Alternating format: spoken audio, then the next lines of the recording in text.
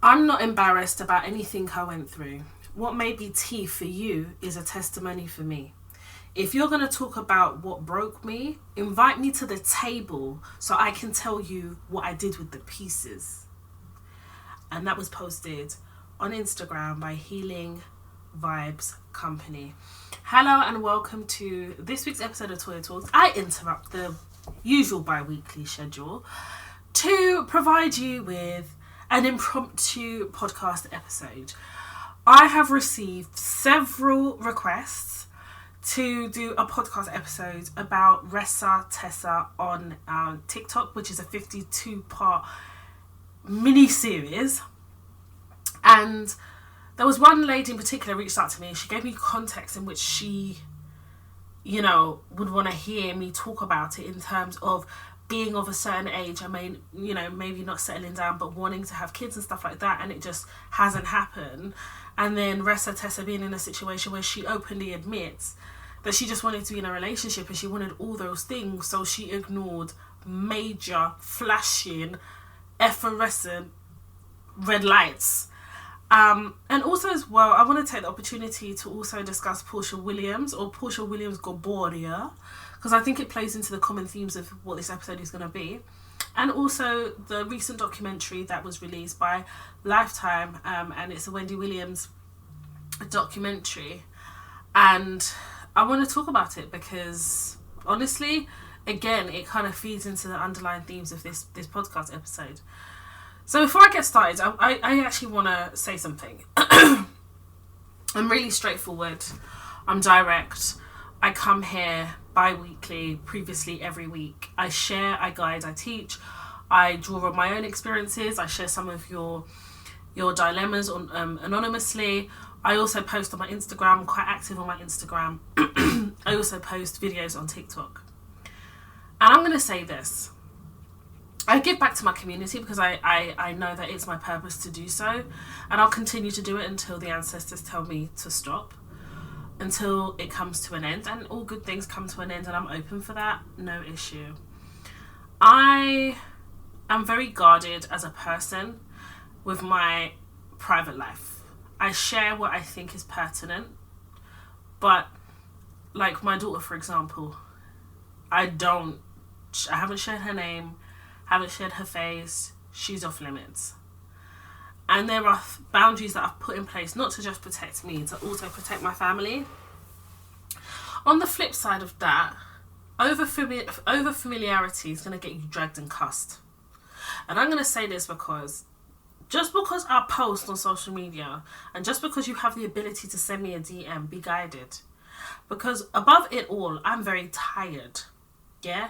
I'm a first-time mother, and we're doing the first year of motherhood and many more years to come. But I'm still acclimatizing to what is my new normal, balancing that with motherhood, life, wife, and all of that stuff. So when you come into my DMs over familiar and you talk in a way that I don't like, I'm going to give you opportunity to stop. And then I'm going to cuss you out, and I'm going to block you the fuck out. Because I'm tired of people feeling like because you're on social media, they know you. You don't fucking know me. You don't know me. And the ability to DM someone is because of social media. And don't ever get it twisted. I'm growing very sick and tired of Instagram. So we are on a countdown until I remove myself from there. But I'm very clear to you all. I'm not dependent on social media for any form of income. I don't care for it. I'm not like your influencers who depend on social media as a revenue stream. Hence why their owed invoices from like 6 years ago still can't claim it, because they're worried if they talk about it on social media they get blackballed. Or if social media goes down now, they won't eat. And I want to find other revenue streams that doesn't solely depend on, not all of them, some of them, that doesn't solely depend on social media. So then they're having to pander to bullshit in social media, bullshit in their DMs. I'm none of those people.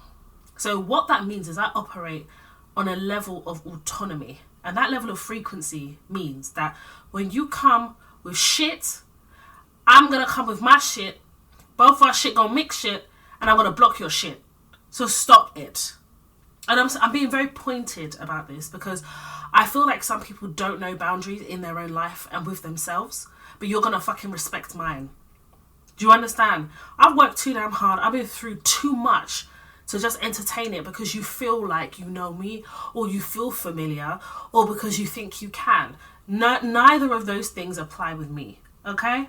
I do what I do because I'm walking in my purpose, but I'm telling you right now, you make me uncomfortable, step on my toes, or make me feel away, I'm going to tell you about yourself, because maybe you don't have anyone to tell you about yourself. I will be that person for you. I will be a bitch for you that day.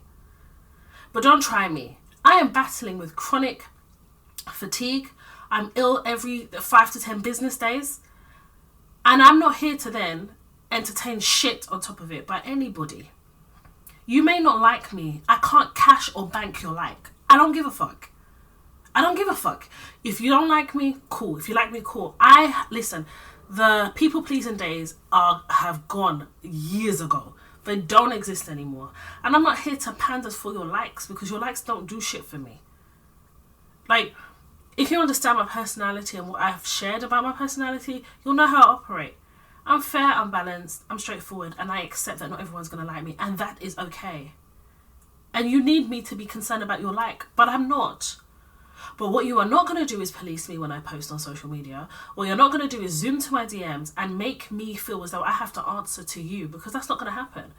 Now, if you want to come in my DMs as a community to talk, yeah, I'm open. Like, if I'm free, I talk or whatever. But you're not going to come here to come and kind of police me on what I post, or start asking me to offer explanation about why I think the way I think. I don't have to explain how I think. It's how I fucking think. You post on your social media. I'm not policing you. Let's just enjoy social media content.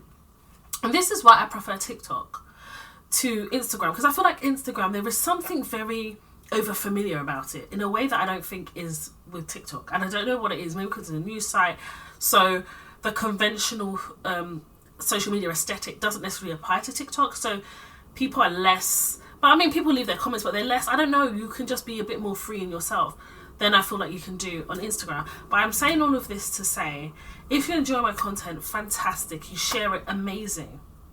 But I'm just past that stage in my life whereby I know that I don't need to concern myself with things that don't concern me. So stop concerning yourself with having to be concerned about measuring it, or having to justify my comments or anything I post on my DMs. And that also applies to my views about white fragility. We're living in a society that isn't fair, isn't equitable, and I'm trying to navigate and understand how to navigate and teaching the learnings. And part of that is having to speak about white racial constructs that are there to oppress. So any white person that knows me, or non-black person that knows me and is offended by that, I can't help you, and I don't want to help you. That's not my preoccupation, because you're not concerned about my oppression. You're not concerned about my experiences or the black experience. You don't give a fuck. You care about your black squares when it becomes profitable or it's shoved in your face. But you don't care about having constructive conversations that can affect change when you're in influential positions to affect change. You don't give a fuck. So if I want to speak about white fragility and white constructs, if I want to speak about colonialism, if I want to speak about racism and its impacts, especially on black women within my community, that is my prerogative to do so. I will be damned if we're having to find strategies in the workplace and then one has to tiptoe outside of the workplace just to make you feel comfortable. So I know so many people of different races, backgrounds in my social circle, and any one of them that has a problem with my content doesn't have to listen. But what you're not going to do is have me sit here to justify. It's not going to happen.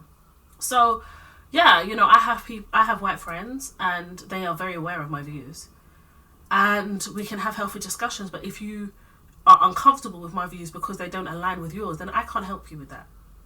So let's move on. So Ressa Tessa is a 52-part mini-series on TikTok, and it basically is a black lady that comes on and she shares with us who the fuck did she marry, and that's the hashtag, and that's what it's called, who the fuck did I marry. And she basically shares with us how she met this guy during lockdown, and effectively how she ignored every red flag so that she could live out her wants and desires to be married and have a child. And what transpires is the roller coaster of a toxic, falsified relationship. And she realizes basically that everything she has known of him since the moment she met him was a lie. And she takes us on the journey of when they first met, their first date, lockdown, and to the present day. And she shares as well just like a lot of her thought process in the moment of things happening. And she's very honest and very candid in a way that I think is really beautiful about feeling that she had no choice because she wanted to have what she had desired. And she wanted to be in a relationship and she wanted to start realizing those desires. And she felt that she had to therefore compromise on what she knew to be red flags. And she would often, I would say, give herself a sound check by recording her thoughts in the moment and playing it back to herself. And then there's a penultimate situation that happens where she just ultimately loses it, kicks him out, and she basically says, I'm done. And she has since divorced him. And, you know, one thing about social media, they're going to find you, honey. They have found him. He has denied it all. And one thing I'm going to say is I believe everything Ressa, her TikTok is called Ressa Tessa, so I'm going to call her Ressa. I believe everything she has said. So I don't think she has a reason to lie. And also as well, I think she's very candid about her own complicity in her situation and how complicit she was and her thought process and why. And I think it's a cautionary tale of feeling the pressures of society and the self-pressure to be married and or have children and to live that life that you feel you want, desire, deserve, and also observe it happening around you, and what you're prepared and the lengths you're prepared to go to obtain it, maintain it, and also as well, like how far or what you are able to tolerate when you know something is no good for you. And somebody sent me a message and basically said, you know, there comes a point where you get to a certain age and you think, is this really going to happen for me? And you think, what are you willing to compromise to make it happen?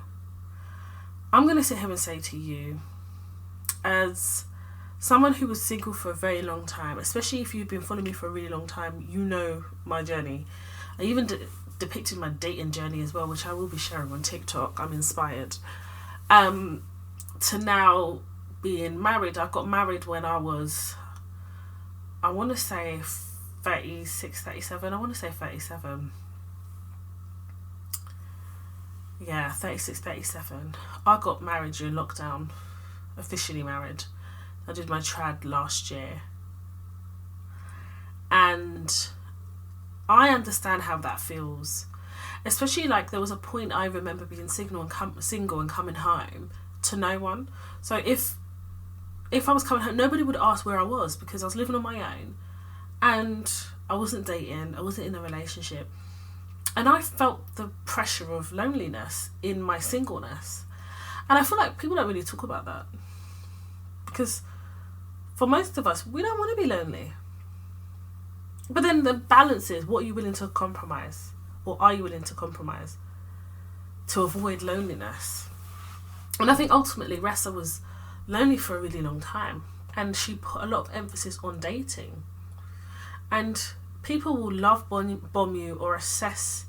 You could meet somebody who's unhealthy for you, and they'll assess your wanting. And I don't like using the word desperate, but you're wanting to almost near the point of desperation to be in a relationship. And somebody will either want that too, or they'll manipulate it. And in Ressa's case, that's what happened.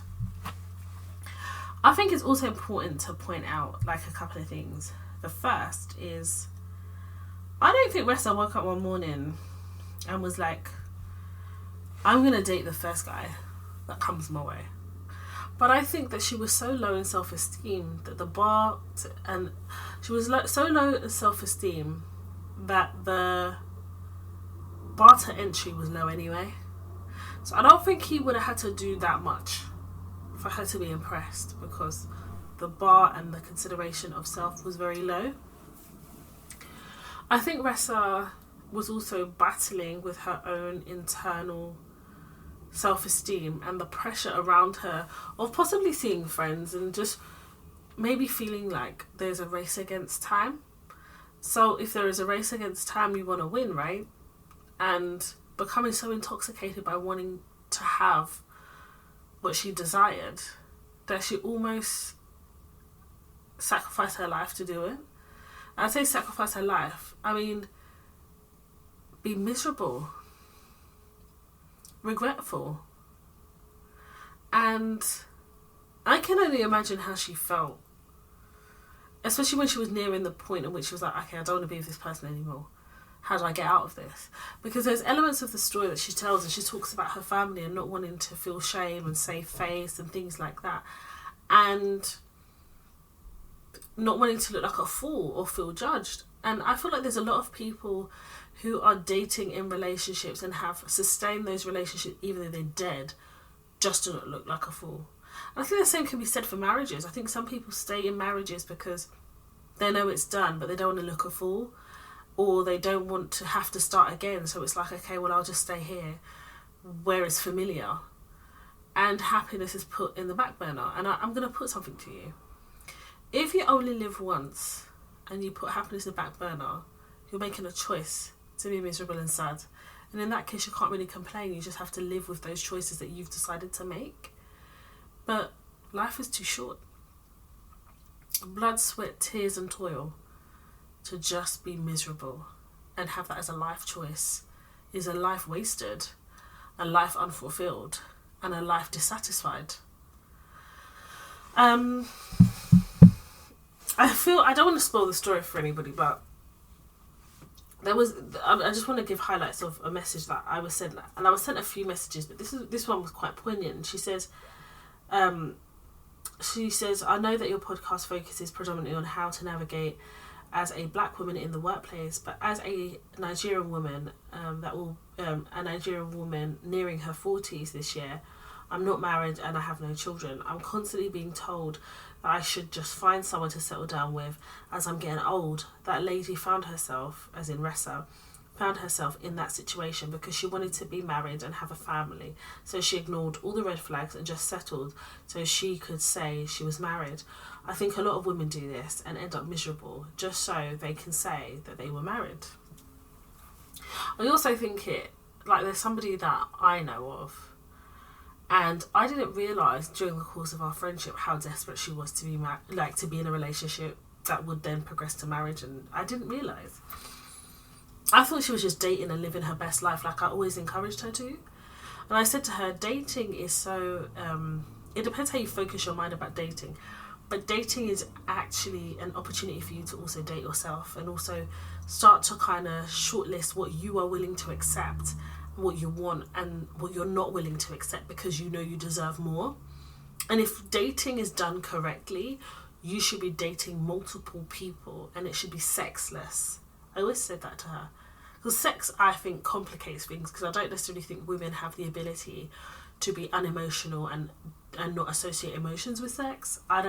Personally, I don't, because I think women are more so, not all, more so emotional creatures. So sex, I don't understand how can be done with free of emotion. I just don't think so. And I think sex convolutes and clouds your judgment about how you view someone. And if you're in the dating stage, I think that you should allow yourself the opportunity to just date. And that's if you're dating with intention, because I feel like there's different types of dating. There's dating just to have sex with multiple partners, and there's dating to just see how things go, and there's dating with intention to find the person you want to marry. And all three of those types of dating are perfectly fine, but it depends on what you want and how you want those things to happen. I think even when I dated, and I've shared this before, it was really important for me to date. Because I didn't even know what the dating scene was like. I was afraid of dating. And I met a lot of no's. And then when I met Kay, for somebody who was always very resistant to be labelled, to follow up on certain dates, for somebody who was very new to dating and new to dating without the support of my dad, when I met Kay and he was very intentional, I didn't even fight it because I understood that he was being intentional about what he wanted, and he was being confident in a way that I would be about certain parts of my life outside of dating. And I've dated enough, I felt, to trust my own judgment. And that's the point. I feel like when you don't date enough, it's very difficult to develop an understanding of dating, and it's very difficult to understand what you're willing to accept from somebody if you don't date properly. You're having to assess quite quickly whether you're aligned spiritually, psychologically, emotionally, if you share the same shared values. And in dating, if you are seeing certain habits that you can deal with, how their family and cultural background shapes them. Even for me, I dated to understand race as well. Like, I predominantly grew up in a black community. Tottenham was very much a black dominant community when I was growing up. And when I was dating, I dated different people from different racial backgrounds. And I realised that I would not settle down with a white man. I wouldn't settle down with an Asian man. And then I realised I do not want to settle down with a non-black man. Because for me, on a very personal level, I didn't see how I could. I was so in my blackness in terms of understanding legacy and understanding the history of my blackness. And I just physically did not find men that were non-black attractive. And that was quite significant, because then what I had done is I had shrunk and shortlisted my options, and I was fine with that.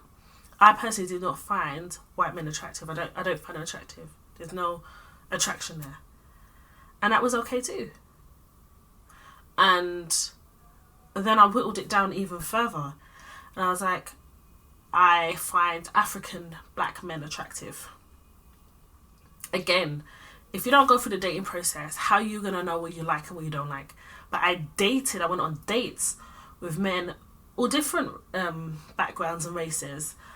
And that was okay. But for me, and understanding what I wanted and what would make me happy, that's how I dated, with intention to discover. And then it was the intention then to meet someone who it would possibly lead into a marriage, or I could see myself marrying. So then when I dated Kay, it was very clear to me, because I had done what I needed to do as part of my dating shortlisting. In the beginning of dating, I did compromise myself, because there were certain people that had red flags, but I didn't go as far as Ressa, because there'd be a couple of red flags that I felt like I could just further exploring, and then when I realised that these were waste cadets, I was out. But I think part of that is also because I dated with my defences still up anyway. And I think with Ressa, the difference that and what I do kind of empathise with is, it was during lockdown. So lockdown was very lonely for people who were single. And I had a lot of single friends, and they were telling me that. And I fully understand it, because you're with yourself day in, day out. Irrespective of what type of job you may or may not have, the reality is you're sitting with yourself and realising it's just you. And that can be a very lonely place. So dating then becomes escapism. And under the circumstances of a lockdown, you are going to ignore red flags, because you may attribute some of the red flags you're seeing to a circumstance of a pandemic, which is not far-fetched to think. But then when you now living with someone and compromising your own moral values, then that becomes concerning, because it's like, okay, where do you draw the line? with Ressa, I think there was a lot of mental health, split personality, and there was a way the guy that was behaving her. I just didn't understand how far he was willing to go. And I think the way she dealt with him was fantastic in terms of how she would confront him or how she would kind of deal with the lies. And in a way, there's a part of me that thought, how sad must this man be to live the life he's living at his age and think that everyone's stupid enough to fall for everything he's saying. That's a sad existence, especially when there's a part where he's trying to find somewhere to stay because she's kicked him out and no one has anything nice to say about him.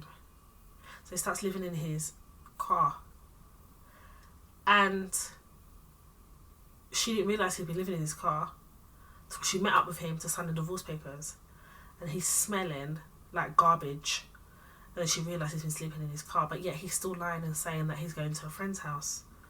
That level of loneliness and that level of needing to lie is a really sad state of affairs. And it was for the first time that I actually felt pity.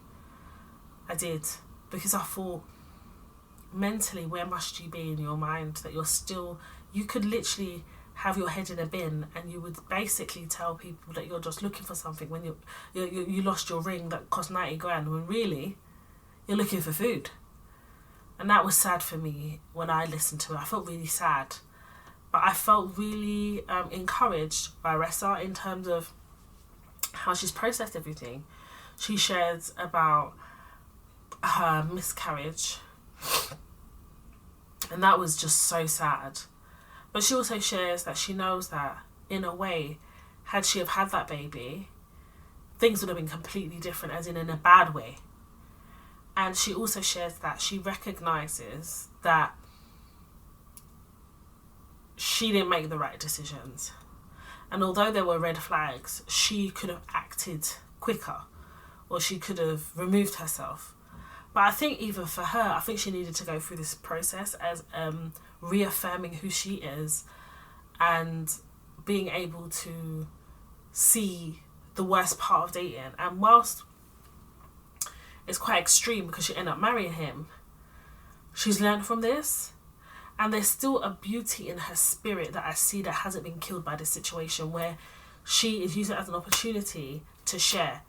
She has gone viral. Like, when I say viral, on viral, on viral, on viral. So I'm just trying to see how many followers she now has. I don't know how many followers she has before. And her truth-telling skills, her storytelling skills are amazing. Absolutely amazing. Her storytelling skills. She's on 3.2 million followers. Her storytelling skills and her ability to be concise, and people trying to poke holes in her story. But when someone's telling you the truth, you know. And yeah, I had other questions, but they weren't significant to change my view about what I was hearing. So I didn't care whether I knew the answers or not. But I'm definitely going to recommend going to listen and watch on TikTok, because I think there's something you can learn about things about yourself, whether you're in a relationship or not, whether you're married or not. There's still something to learn there about, as humans, our ability to walk towards red flags rather than walk away, and our ability to sacrifice ourselves for the sake of wanting to tick a tick box, or for the sake of wanting to be able to just say, me too. I don't know if I don't think I finished off what I was saying. That I had a friend, I didn't know how much she wanted to be married until I saw her desperation in a way that really shocked me. And she went on now to get married, and she was married in rapid time. When I say rapid time.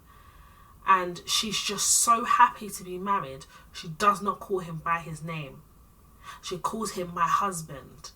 And it's quite significant, because that was her sole objective for years. And as a friend, I didn't realise that, because she was always going and doing amazing things.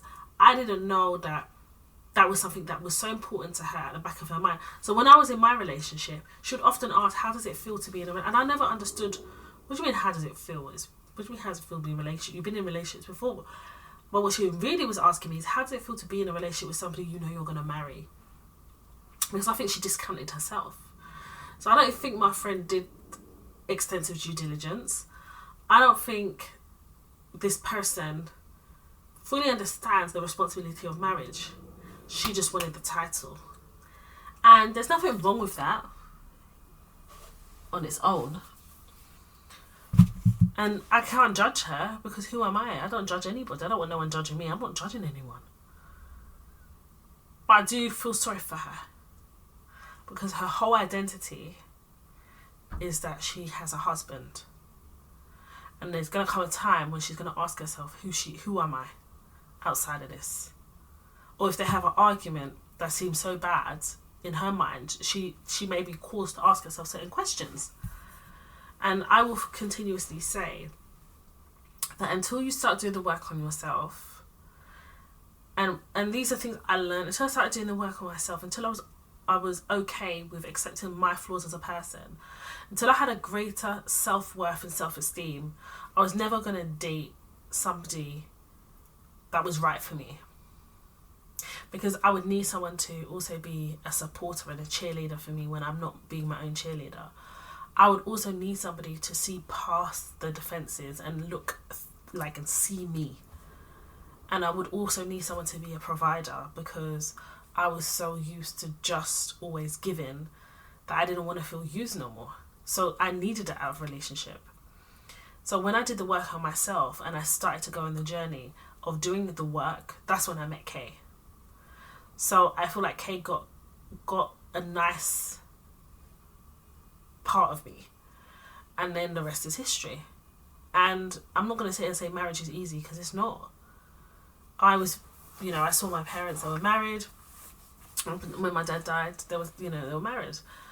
And I know what healthy relationship looks like, and I know having a 2-parent family, what that did for me in terms of how I viewed life and relationships, and how the foundation was set for me, and how that has then transferred into the expectations that I have in my own relationship, and the shared views that Kay and I do have, and the shared humour as well, because you're going to need a lot of humour in a marriage. But I take it every day, because there are ups and there's downs. Especially for Kay, he was marrying someone who had mental health issues when my dad died, dealing with my family. Obviously, the trauma of my child, like giving birth to my child. So Kay has seen that side as well, and I'm just so grateful that he works with me to try and work through some of those issues outside of therapy when we're now living and are together as a couple. But collectively, we have a lot of fun. And I feel like I am a wife, but I am Toya first, because that's who I was before I was a wife. And then I'm a mum, and then I'm everything else. Maintaining my identity was very important. But had I not established my identity and had a firm grasp on my identity when I was dating, going into a marriage, I could have just lost myself. So I feel like the messaging here is also to understand who you are. And when you're walking in the wilderness of life, it's really difficult to figure out who you are and where you stand in life and what role you're supposed to play in society and what you're supposed. But I feel like if you understand you're on your own journey and you take the time to understand and go on the journey of self-discovery, you will learn so much about yourself that you never knew existed, but you will become reassured on who you are, so that when you are in a relationship or when you are in situations that knock your confidence, you're able to rebuild quite quickly. You're able to put boundaries in place to secure the part of you that you hold so dear. So yeah, that's kind of my view on the whole Ressa Tessa. I really enjoyed listening to her and her ability to storytell, but I felt really sad for her too, because it's very clear that it's going to affect her ability to date in the future. But I feel like she will be cautious and protective of who she is, rather than just give herself so freely. And on the balance, I don't think it's a completely bad thing, and there's a lot of healing she has to go through too, because she went through a lot. And I respect the fact that she's willing to just be like, this is what I went through, this is where I was complicit, and this is where I'm doing the work, and I love that for her. So I am currently, as I'm sure a lot of you are, watching the Lifetime premiere of Where is Wendy? And effectively it's a documentary about Wendy Williams from the perspective of her loved ones, about what's been happening to date in terms of her health, and effectively asking the question, where is she? Just very high level. She's under court appointed guardianship, and this court appointed guardianship, the catalyst was Wells Fargo, which is a wealth management bank. It's the UK equivalent to Coutts. I never really liked Coutts, it's a very pretentious bank, but Wells Fargo is effectively the same in how they operate for the wealthy. And they were uncomfortable, concerned, and about the way in which Wendy's money was being spent by her son, and initiated court proceedings in which the court appointed an independent guardian to not just manage her money, but also her health and personal affairs and matters affecting Wendy Williams. And this is excluding the family. It's the court appointed individual who is supposed to be independent of everybody. And I'm not even going to start with Wells Fargo, because I have concerns with somebody who is extravagant in the way they spend, and then spends $100,000 on Uber via her son, is not far-fetched for what we've been able to see from Wendy Williams. I think the deteriorating health and concerns about her mental health probably was the catalyst why Wells Fargo. But again, it's something that's reviewed yearly, and I'm just trying to understand, because apparently the documents are sealed, as to, it must have been a combination of something, because I find it very far-fetched that she then spends 100k on her son for his birthday, for example. He's an only child. Like, Wendy is on various occasions shared what she spent on him, but also she's gone as far as saying, this is my baby, like, I'm gonna do everything is for him. She says it in the documentary as well. So I don't get that. And I think that Wendy Williams has a lot of hanger-ons, and they're all paid. Everyone around her is paid. A manager who was once a jeweller is now her manager. What exactly are you managing, sir? Because there is no show.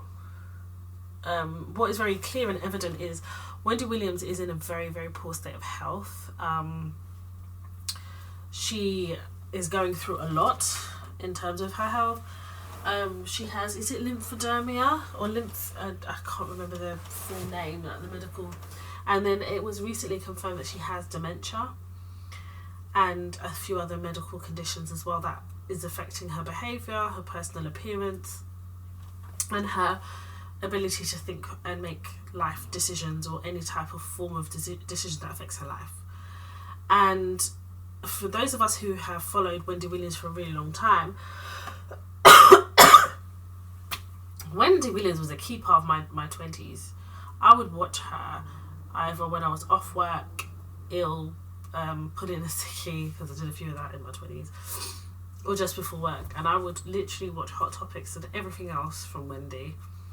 I actually had an opportunity to go to the audience, you know, when I was going to New York every year, and that one year I got to go, and I never actually went. I was just too busy shopping. I was like, yeah, I don't have time for this, and I really, really wish that I had gone. I do, but I didn't do that. And I'm older and wiser now. I would have gone. Of course I would have gone. I think the ultimate catalyst, in my humble opinion, the ultimate catalyst to the downward spiral of Wendy, I think, was her husband and the demise of that relationship. He was basically cheating on her. She effectively paid for his whole life. He was managing her. Effectively, they were running a business together. That was her world. She loved him, and he was her protector. And it's a statement that is made in every documentary about Wendy Williams. There is a point where they talk about the husband as being her protector. He ends up having an affair, buys this woman a house, cars, whatever, all with Wendy's money, by the way, and he has a baby with this woman. And at that point, Wendy decides to divorce him. And I definitely see the correlation between that divorce and the initiating of that divorce and the downward trajectory of her health, because it got significantly worse. But I think what's really sad about this whole thing is me and my friend were talking, and she is in the TV industry, so it was actually really interesting talking to her and how the industry works in terms of daytime television. And no one from the production team of Wendy Williams wanted to join this documentary. Norman, who was literally going bar for bar, sparring, laughing, joking, everything, they were so close on TV, didn't say a word. Suzanne, who was her producer, nothing. I have seen quotes online, but I wanted people to step in front of the camera and to be counted. And you know what I learned? Because we'll continue with the rest of this. But you know what I learned? People ain't shit. And it's not that I learned it for the first time. It reinforced what I already knew. People ain't shit. So that when the going was high, everyone was there. Laughing, joking, talking shit. And now that it's low, no one. No one. There are parts of the documentary that are uncomfortable, especially when Wendy becomes quite verbally abusive to like her makeup artist, her nail tech, and she's always been very curt. That's part of her persona, and I believe that is actually part of her personality. But the level of aggression is too much, and it's too much because I don't think we needed to see that. There's definitely a fine balance between giving the facts and kind of being very open and almost being quite shocking in your delivery, especially about Wendy Williams, and I get that. But there is a part where people then quite negatively in the comments on social media have spoken about the word karma and quite negatively about what Wendy's going through. And I think you can't stop people from saying or speaking how they want to speak, right? But Wendy Williams was operating in her purpose. She was iconic. She was getting under the hood of a lot of people in social media, in the media world, and yeah, she would make uncomfortable conversations or have uncomfortable conversations and speak about things, but that was her job. I think that's what people are not trying to understand or glean. That was her job, and she did it really well. In fact, before you had the podcast, before you had the blogs, there was Wendy Williams. And she was just so... Do you know what it is? I loved about her car crash wardrobe and wigs. And I loved the drama of it all with her.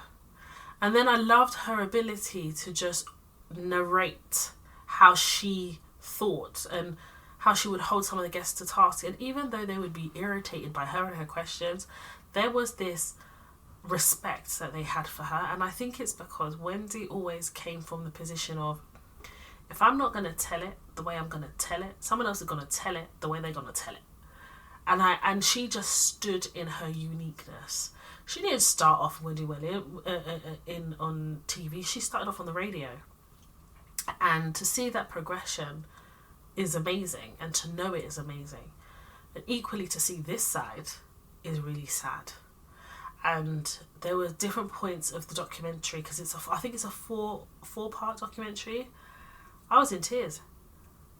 And I was in tears because there was something Wendy said at the beginning of the documentary, and it rains through every part and pulsates through every part of the documentary. And she says, you know, she talks about what she's going through and Wells Fargo, and she goes, you all could be me. And I thought that was so poignant, because we all could be her. You know, you could be the person that is severely heartbroken and finds some sort of comfort through alcohol. You could be the person whose heart is completely ripped out because your partner stepped out on you. And this is the partner who you saw as your protector, your business partner, your everything. All she wanted to do is to be famous. And that in itself, I thought was quite ironic. And I thought it was quite problematic for her when she said it, because I was like, being famous can't be all you ever wanted to be. Now I look behind the hood of that and I'm like, okay, but what else? What sits behind that? There's more to fame than just being famous. The 5% I had of fame, I hated. There are stories I could tell to you about fame in Nigeria, for example, and the pursuit of that fame, and people feeling like they had access to you because of the trajectory of where you wanted to go.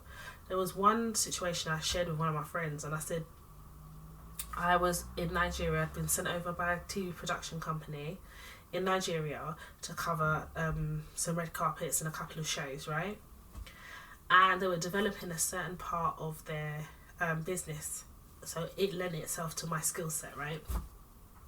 So what no one knew is I was dating he's a musician at the time, and we'd been together for almost a year, and he would go back and forth from here to Nigeria, and I would. And during this time, it happened that we were both in Nigeria at the same time. Anyway, he was in my hotel room, and we were just like talking, tidying up, because a few days later I was due to leave, and it was quite late at night, and there was this big knock at the door, and it was somebody that I know quite well who had actually joined me through another production company for these events. But it was quite late. We'd all come back from a show, basically, and you could tell he was inebriated, drunk, and he was trying to force his way into my room. What he didn't know is I was with my boyfriend at the time. The door was locked, and as he's banging, he's like, "Have you got someone in there? Why won't you open the door?" And I thought to myself, if that door was unlocked, if my boyfriend at the time wasn't there, and I just opened the door because I'd have no reason to not like I didn't open it because he was there, but I just didn't see why I was opening the door at gone past midnight, he could have forced himself on me and attempted to rape me. And I'm fully saying that with my chest. He would have forced himself on me, because the level of aggression plus the alcohol and the way he tried to kick down that door was mad. Even my boyfriend at the time was like, "I'm going to open this door." Like, he kept saying, "I'm going to open the door." I'm like, no. He was shocked. He was so shell-shocked. Because the guy didn't know that my boyfriend at the time was behind the door. He had no clue. And I never, ever shared with the person who tried to bash the door in, that my boyfriend was there, or that I even had a boyfriend, because I didn't feel like I had to share that. But it was becoming very apparent how toxic, the African entertainment industry was at the time. I don't know if it's still that way. But then also being on Big Brother and seeing the toxicity here in the UK, and it's very, in my opinion, very dangerous for somebody who maybe doesn't have the fortitude of mind or a strong team that genuinely wants that person to win. The entertainment industry can be a very lonely, toxic and dangerous place. And I just don't understand why Wendy Williams has a publicist, for example. And these people are all being paid by we're all being paid by Wendy, so they're all on her payroll. So when we talk about guardianship and protecting her assets and her money, I don't see why you're paying money for a publicist when Wendy Williams very clearly has several medical conditions that render her unable to continue with the Wendy Williams brand as we knew it, as we know it. Do you understand? I personally think Wendy Williams would be amazing for podcasting. But now in the era of video podcasting, I think she needs to do the podcast about take it back to radio days. But that's not where we are at in society now. It's all about video. But I don't think she's ready for all of that. Personally, I don't think she's ready for any of it. But if she were to start remembering and start getting better, if she's able to, because there is that discussion to be had about alcohol abuse that's been going on for years that has allegedly triggered the dementia or triggered other mental health issues.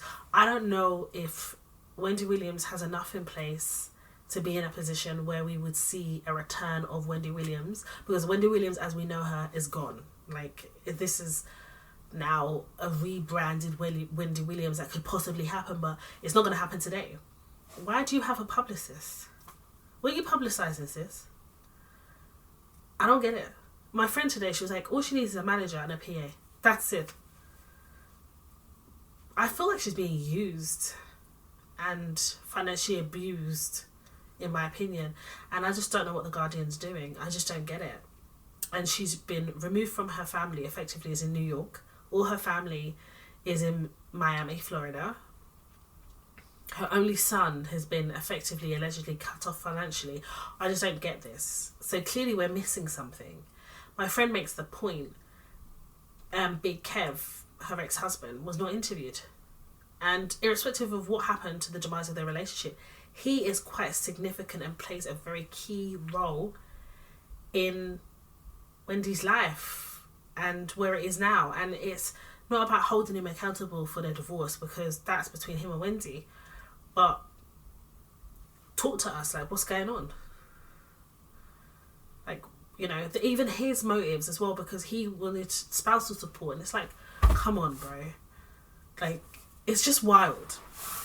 But I will say that anybody who was enamoured by Wendy Williams, inspired, influenced, and would watch her, I think it makes for an interesting watch of the documentary, but you will be shocked. Because there were moments where I was gasped and I was like, really understanding the full extent of what's going on with Wendy Williams is actually quite upsetting, because she's not getting any better. She just appears to be getting worse. I'm just wondering, at what stage does somebody step in? Yeah, I just don't get it.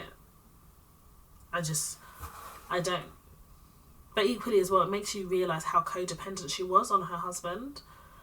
And you know, it's really strange, because if you take codependency and you remove it, the negative connotation, it's not a bad thing. It becomes bad when you actually are so codependent that you can't depend on yourself, in my books. Secondly, I felt quite triggered because of so many things. One thing that springs to mind is that being so codependent. I never want to be that person that is so codependent that when this person lets you down, your whole world comes crashing down. And finding that balance between being present without being unhealthily codependent and still being independent. Especially, like, I'm married. So that I'm married to my best friend. I can never ever be the level of codependent that, say, some of our parents were back in the day. I can't do that, because I've watched so many people fall and be crushed by that codependence. And also for me personally, I had an aunt that was codependent, and she sacrificed so much to be in this relationship with this man, and she loved him so much. She lived for him. She found out he had a whole different life in Nigeria after marrying him here. He took everything of hers, and I mean everything. And she died quite prematurely. She was in her 40s when she died. And I was always told she died of heartbreak. She was a healthy woman. Her health deteriorated when she found out and had to divorce her husband because she didn't know him. And that has guided my whole life. Because my auntie Kate would be here today, and she was a lovely woman. I remember her as being just such a beautiful woman. And no, like, she wanted to, you know, settle down and have kids, and she did. She got to settle down, not realising that she's not having kids, but he's got 3 or 4 kids back home, living a completely different life, like filtering all her money back home, stripped her of everything, went back to his wife back home. That's mad. And that makes me sad. It makes me so sad. So make sure you go ahead and have a look at that documentary about Wendy Williams. And I'm sure you'll share your thoughts on DMs, which I don't mind, by the way. But it'll be interesting to hear everybody's thoughts, especially if you were a big fan of Wendy Williams, watched her, influenced by her, enamoured by her. It'll be interesting to hear from you. Ooh. So before we draw this to an end, we have to talk about Porsha. Porsha Gurbodia. Porsha Williams Gurbodia has filed for divorce. And those of you who watch the Real Housewives of Atlanta, Fallon was her friend. Don't mind all this rubbish that they're saying. Fallon was her friend, and effectively she met Fallon's husband, who is now Porsha Williams' husband. Need I say any more? Porsha likes the money. She likes the high life, from what I can see. And there's nothing wrong with that. But when you do not ask the man that you're about to marry and understand his full source of income, you become complicit in the deceit that will follow. Because allegedly, a private jet company has allegedly sued her husband, Mr. Gurbodia, for a breach of contract, effectively not paying his bills. Okay. When someone says, you ask someone what they do for a living and they say businessman, that's a red flag for me. That's a red flag. And by the grace of Almighty God, I am married to a man that works in finance. I see every bank statement. I know how much he makes. I understand all investments, everything. We share bank statements. Sometimes his bank statements left in a room there. I need to know. Gone are the days of willful ignorance, where you have the ability to ask, check, and investigate, and you choose not to. So Ressa was that person. It looks like Porsha was that person. And what has since come out is obviously Bravo has basically signed a contract with Porsha Williams to return to the Real Housewives of Atlanta. That's a separate episode. Or you can go to Carlos King's podcast, Reality with the King, which is amazing, and he kind of breaks that all down. But Porsha Williams apparently filed for divorce. And it was also alleged that Mr. Gurbodia, because I've forgotten his first name, I can't remember his name, I'm going to have to look, Porsha's husband, has been rejected for a US citizenship because of his background. And then we found out that he was allegedly, and I say allegedly because I didn't see the court documents myself, but there are court documents that confirm fraudulent activity in his background that has led to a rejection of US citizenship. Then when that come out, Porsha files for divorce. What are we all supposed to think? So everyone's like, oh, this is promotion from when she returns to Real Housewives of Atlanta because they're about to start filming, and that may be true. But what are facts is apparently in Georgia State, when your husband owes money, you own money. So correct me if I'm wrong here. So if they take him to court and he owes money and judgment is filed against him, that financial liability also becomes Porsha Williams. All this stuff has come out about her husband, and I'm just thinking, Porsha, when you were having high life in his Costa Rica home, was you not looking for back statements trying to understand source of income? Were you not having those pointed questions that are often uncomfortable? Because I feel like a lot of us deliberately don't ask and have those uncomfortable conversations because we're scared of the answers. How is it that you see red flags, especially when it comes to finances, because you're unable to ask questions because somebody has made you feel uncomfortable, that you cannot ask questions, but they want you to spend the rest of your natural life with them, or you want to spend your natural life with them? That's mad to me. If the intention is we're working towards a marriage, if I am able to smell your morning breath and your body odor, why must I not know what's in that bank statement? What have you got to hide? Because what people don't understand is, as soon as you start living together, you become what's the word? There's a word for it. You become basically financially related. So now when they do credit checks and everything, you've got somebody there that pops up on your credit check, on your credit file. Associated, that's it. You become financially associated. So if Kay decides to go and take out a loan tomorrow, that will affect my credit, because we live together, we're in the same house together, mate, and we are financial associates. So this your financial associate, and I don't know how it happens in the States, but I'll be surprised if it doesn't happen in the same way. But this your financial associate, that you don't know what's their bank statement. You don't know how many credit cards they have. Or if they do, you don't know how much they've utilised that credit card. But you want to get a house with them. But you want to share a life with them. That is fucking crazy. To me. That's very wild and mad. And until I understand your financial health, your financial circumstances, how can I get married to you? Because we're meant to share a life, but we'll share a life minus the bank statements. That's fucking wild. That don't make no sense. Even if you're the one that is now financially dependent on him, you should still, or financially dependent on her, it is your job to find out about their finances. Maybe he has a CCJ or she has a CCJ. You need to know. You need to know if they're financially abusing money. You need to understand where their money is going. You need to know how much is coming into your house. Believe me, I've seen a lot, you know. I've seen a lot in my life. And this whole I didn't know, but you're in a relationship, full-blown married, or just in a long-term relationship, cohabiting, and you say you didn't know, you become complicit. If it works out that he's taking his money from drugs and you are now enjoying his money, you're enjoying the proceeds of crime. You'll face the charge together if you don't know. Let me help you to understand. You can't bury your head. It doesn't work like this. And those of you who bury their head, wake up to nightmares. That's the truth.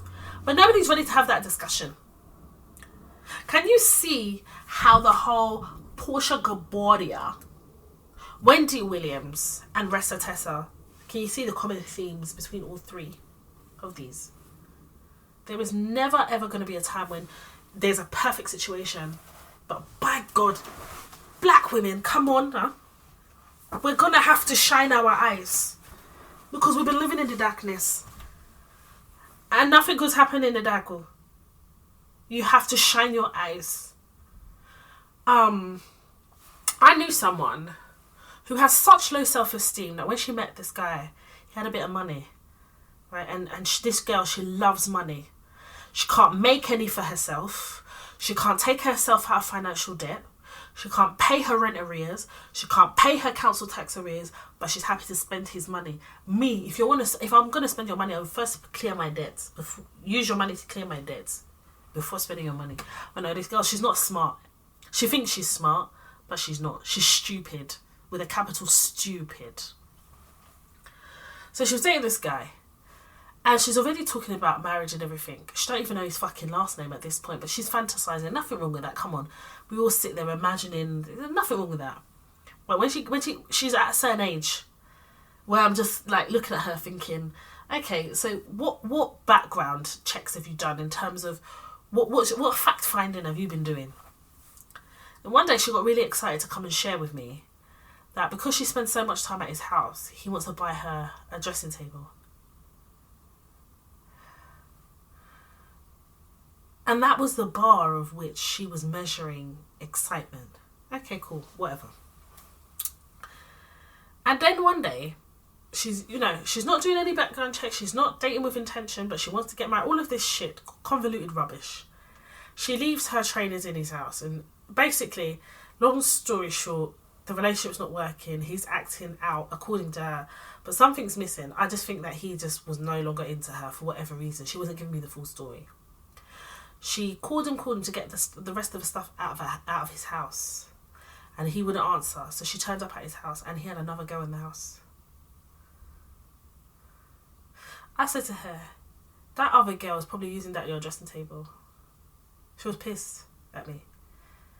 I said, and them trainers, girl, they weren't even nothing special, honey. They're a pair of Nikes from Sports Direct. Honey, replace them. It's not a big deal. But the bar was so low for her. And I thought, if the bar is so low, and this guy has so many red flags, but you're still throwing yourself at him, this is going to end up in tears. What is it about us as black women where our self-esteem is already maybe not where it should be? Then we allow ourselves to get so abused emotionally that we find ways to justify toxicity, because that's what she was doing. And then I become the enemy because I'm holding her accountable and try to say to her, honey, you can't lose your life for this man that doesn't give a shit about you. The bar is so low. And for you, that dressing table was everything. But instead of you to have asked for the money, since he was dashing money, carry the money, go and pay your rent arrears. Some people are looking to marriage, but you haven't married yourself. You haven't married yourself. You haven't made a commitment to yourself. But you want to make a commitment to somebody you don't know. You want to make a commitment to somebody who you haven't even done the bare minimum to check that you're aligned on so many different things. But you want to commit to that person, but you can't commit to yourself. You can't commit to holding yourself accountable. You can't commit to working through trauma. You can't commit to understanding who you are as a person. You can't commit to having a direction. You cannot commit to financial literacy. You cannot commit to anything, but you want to commit to a marriage. Do you know how mad that is? That's wild. So that's the reason why you don't do effective background checks. The lights will be flashing every type of neon red, and you will pretend like you can't see shit until it's too late. Dating is the ghetto. It was the ghetto when I was dating. I heard it's still the ghetto now. But you know what's worse than the ghetto of dating? It is the ghetto of walking into a situation that you know is not going to end well. Those women that are so obsessed with another man's money, I'm just going to let you know, it's codependent. It's codependent. This same girl that was so happy that this man is buying a dressing table to go in his own house. When we had the registry wedding, one of my friends had sorted out for us to go to a restaurant. Now, what no one knew is that Kay was going to pay. Of course he's going to pay. Kay's a correct guy. As soon as this girl knew that Kay was going to pay, she ordered 12 sambucas. I don't drink alcohol. Kay don't drink alcohol. And a couple of other people at the table don't drink alcohol. She didn't even ask. She charged it to the table. After she finished downing the food, downing the sambuca, that girl had spinach in between her teeth and no shame. Her and her relatives collected their bag and left. And I looked at her and I thought, that's the reason why every man will use you as kick and pass.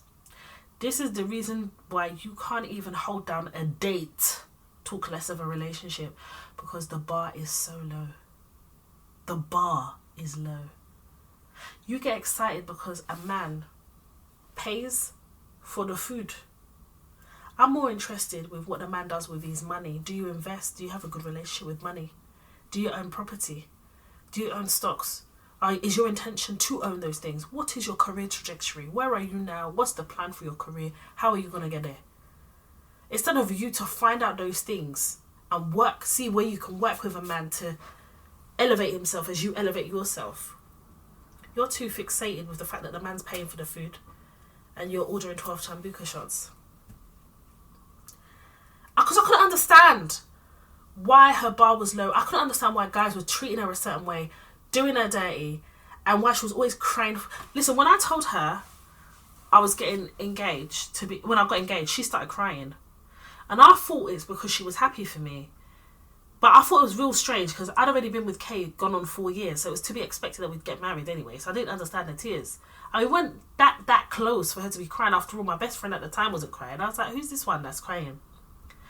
But I think she was actually mourning the pain that she felt, that she wasn't in the situation that she wanted for herself. And she was crying because it was another person that was getting married and highlighting whatever insecurities she had. I genuinely think that. Because she would then ask me weird questions like, how does it feel to be engaged? I mean, what do you mean by that? Or she'd ask me questions like, who earns more?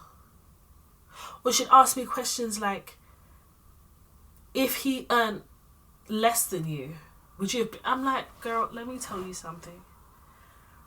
I've done my due diligence. There's no shame in my game, honey.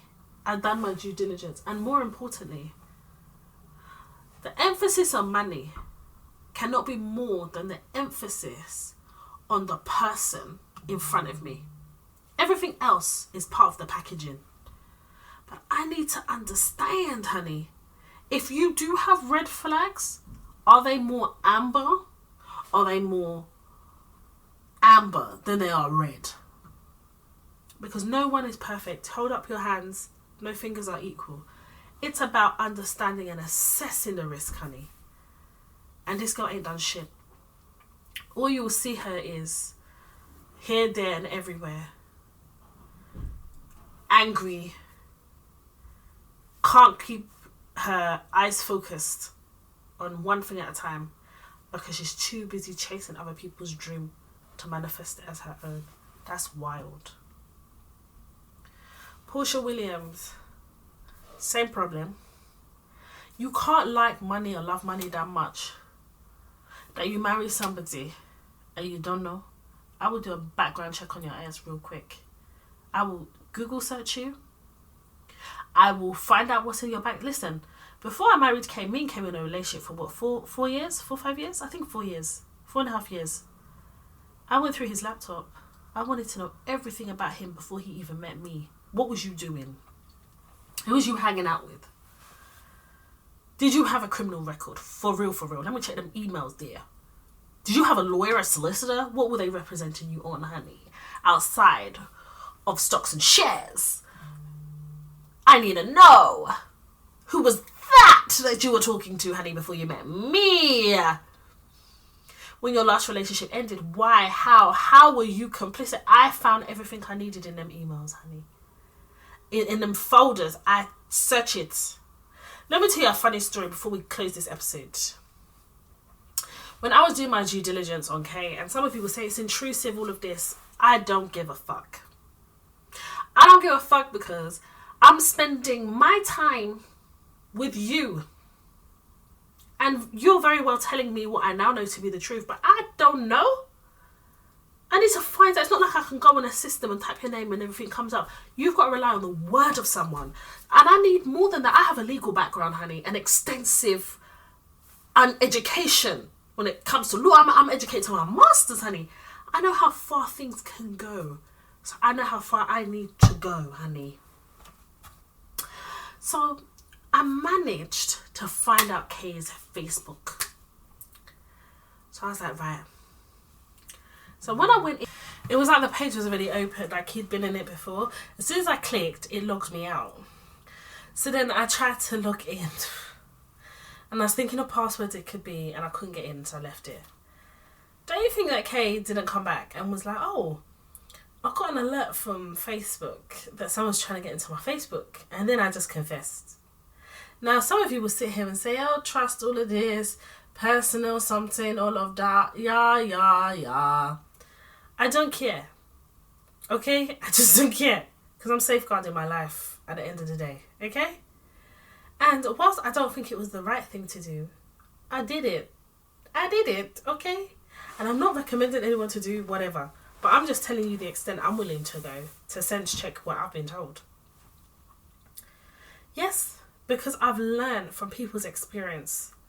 Remember, I've worked in practice in a law firm. I've seen things. There's not much that surprises me. So I'm sorry and I apologise for those who are offended at my intention to safeguard myself. That's up to you. It's same day, same time, I'll do it again. That's just it. With my full chest, and I don't know my bra size because I wear CK bra. So I don't know. But with all of my full chest, I'll do it again. Porsha couldn't do a background check on a man.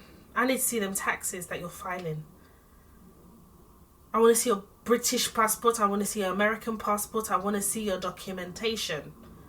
These are the things, personally for me, if you have them things, you won't be offended.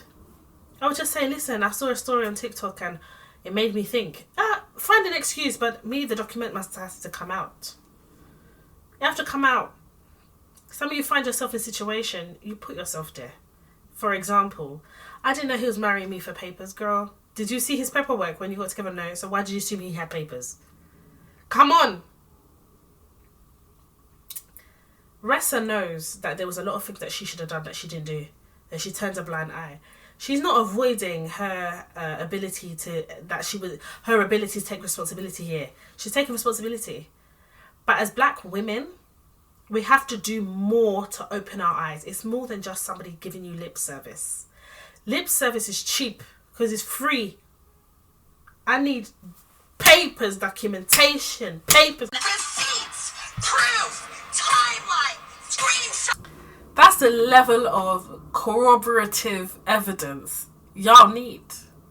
You can't just be walking in things blindly into 2024. That's wild and mad. If you tell me that you earn a certain amount of money, you should be okay with sharing and showing me your payslip. If we're going to get married and that's where we're going and we've been together for a significant enough time for you to share your bed in your home with me, to exchange bodily fluids, what's the problem? I will even bring my own. It's not like I just want to see yours. I'll bring mine. Let's have an exchange of document party. Come on. Now you guys know what I'm saying. It's the ability to be transparent with somebody you are with. And transparent, not just lip service, but be able to share things, show things. I don't understand why people cannot do that. And in this 2024, and in the society and cultural awareness where we are now, and understanding the culture where we come from, the pressure to be married or pressure to be in a sustained relationship, the pressure to have children, we all need to know who we're going to do that with, because there's far too many women willing to settle. If you are going to settle, know what you're settling for. Shine your eyes.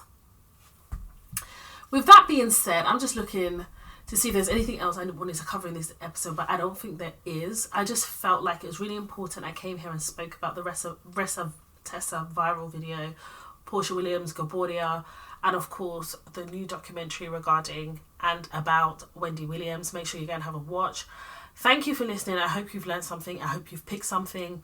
This is an impromptu episode. There will be another episode next week, Tuesday, as part of our bi-weekly episodes. This is like a bonus episode. And whilst you may not agree with me on certain topics, the premise of what I'm saying to you is very clear. If you would like to follow me on Toya Talks Instagram page, it's Toya_Talks. My personal Instagram page is Toya_Washington. If you would also like to follow me on TikTok, it's Toya Washington, all one word. And of course, if you have a life-related or work-related dilemma, email hello@toyatalks.com.